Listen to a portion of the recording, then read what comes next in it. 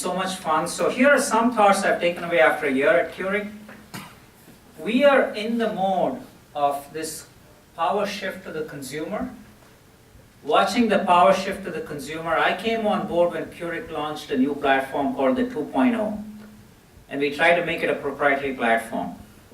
The viral reaction in the marketplace, I mean, it took less than a week for a very comprehensive go-to-market strategy that had been built up over a year to be just destroyed by a few people.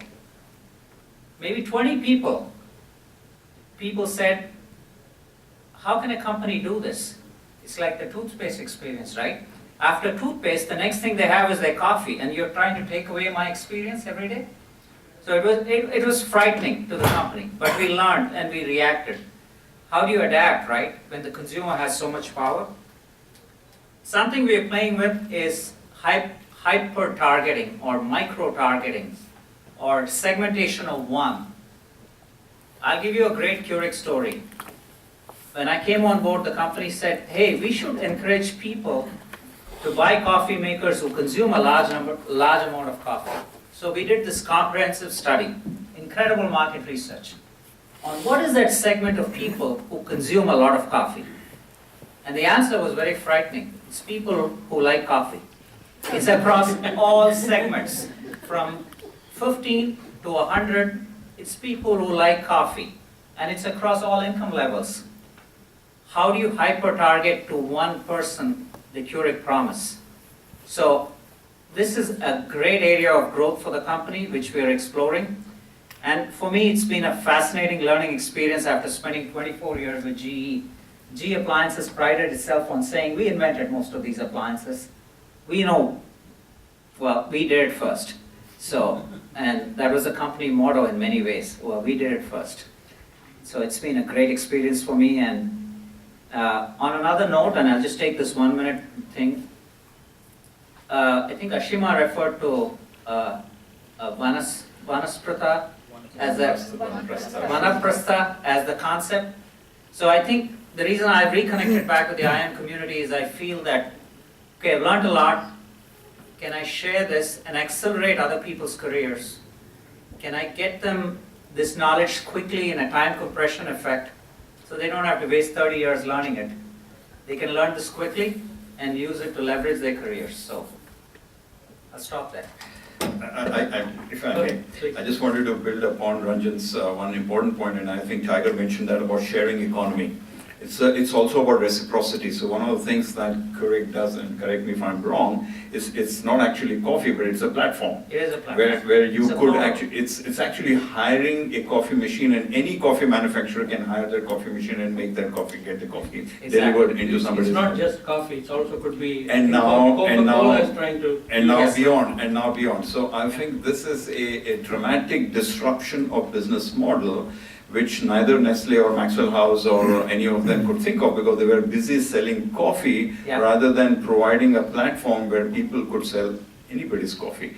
So I think this is a very, very interesting way of how reciprocity or sharing economy can actually disrupt a business model, and some of the things are working elsewhere. Yeah.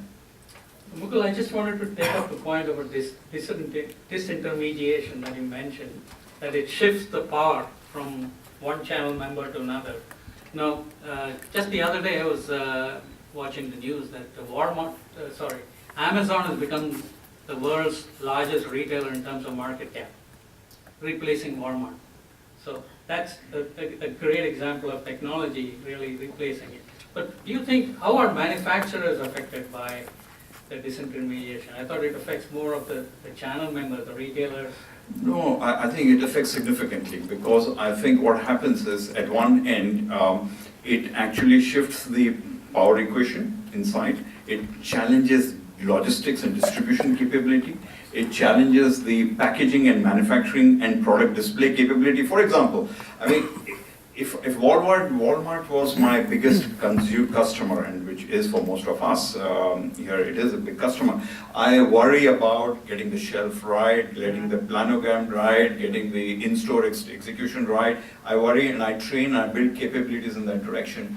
Suddenly, the real brick and mortar shelf has become a virtual shelf. And the moment it becomes a virtual shelf, what is the planogram on a virtual shelf? What is the in-store experience on a virtual shelf? What is the shopper marketing on virtual shelf? What is the path to purchase on a virtual shelf? It is a completely different capabilities that need to be developed. So the organization's skills can become obsolete very, very quickly if that happens. And the other build is it just shifts the nature of competition, like co-opetition. So someone like Amazon, we have the devil we have to deal with because we want our products in their store, but now they're in the baby business with Amazon Elements. So we teach them everything about baby, and now they're competing with us about baby, but how are you not in the Amazon marketplace? So it challenges that notion as well.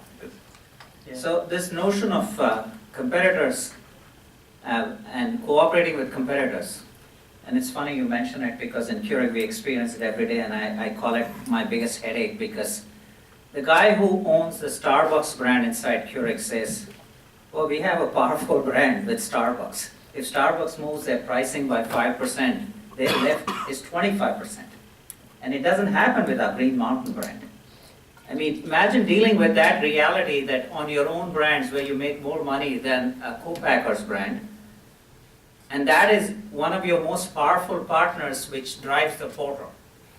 So in this shared economy of consumer marketing, and I really feel that on a daily basis, we talk about engagement and we talk about training of kids in schools. So one skill I just realized that we don't have a lot is the skill of dealing with partners. There are 75 partners in Keurig, and there's a core group of people who have that skill set. Are we teaching this skill set at Yale? Are we teaching the skill set in IIMs of how to negotiate a deal, what to look out for? So it's somewhere this curriculum revision, how do we as a group provide inputs into curriculum revision of what the real life skills are in the world? I feel this on a daily basis. Just as a process note, audience, feel free to ask questions anytime, and I understand that there are index cards placed on your table, so either you can write questions or you can just pick up a mic and ask. So, oh yeah, go ahead. We can hear you. Hopefully I'm audible. Yeah. Can you talk a bit about how data has changed the way you market? Sure. Yeah. So behavioral insights of the currency of really understanding what people do, not what people say, but what people do. And much deeper insights behaviorally helps us with that micro-targeting, the more personalized messaging, the more personalized experiences. So we've shifted our marketing model, probably like most consumer packaged goods companies, really looking at the consumer journey and how to connect across different moments that matter in that journey, and how to use data, behavioral insights, on getting the right message to the right person in the right time, and also measuring impact in terms of engagement. How does that impact, how does that jive with privacy issues? I don't think I would like someone to know what I do first thing in the morning and then target all those messages, because A, how do they know what I'm doing? And B, do I really want to see those messages? So, I mean, do you want to? No, no, go ahead. I mean, I think just a quick note, privacy I think is an illusion. yeah. Really, it's an illusion because It's new you have generation. just, I've worked in the healthcare field where really privacy is valued and it's regulated. Yeah. Whereas on the consumer side, it's not regulated at all. So I think there needs to be some regulation, I'm sure. Europe is much more regulated than the US, for example. There's also a shift generationally, so when you Yes. look at millennials, they live their lives out loud in public, posting every second, talking to everyone out loud. So I think in our generation, I'm probably more like your generation, it was more of a concern, I think, for this millennial generation. They've changed their ways of how they think about privacy. They share. Well, I think my question was, so if you look at different platforms, so Facebook has a lot of information. Yeah. Does Facebook share that information with Johnson & Johnson? How is, so there's the LinkedIn, so you have people sharing information. Yeah. The question is, how do manufacturers, how do they get access to that information? And should they be getting access to that information? So, okay, can I answer that? I mean, the one way is opt-in. You can opt in, and therefore your information gets transmitted. The second way is more nefarious. It's called scraping, Yeah. right? There are companies with regular, they actually scrape information off Facebook, LinkedIn without you knowing, without even Facebook or LinkedIn knowing it. So those are the two ways that they do it. Yeah, I mean, Facebook legitimately, like Facebook doesn't make money when you post your profile, right? Facebook has a legitimate interest in essentially using the information it does to market, and they do that. I mean, all your information is shared, and Facebook has actually launched a lot of advertising stuff recently, which actually helps them target much better. So there are platforms which enable me now to target, actually take your list and match it with offline lists to Exactly. be able to micro-target you. So Right. that's all there right now. Yeah, it's so just a that's a great point. Facebook actually does that, taking your online profile and matching it to offline information they get through Nielsen and all that. So Facebook itself is doing it. So I have a slightly different opinion. I just want to share that for 1 second, that it appears that the millennial generation has open book approach to life and privacy. But I feel that when singularities happen, like the famous Target issue, I don't know if all of you are familiar with what happened, these things start to gain, they take a life of their own because of the same viral nature of information flow.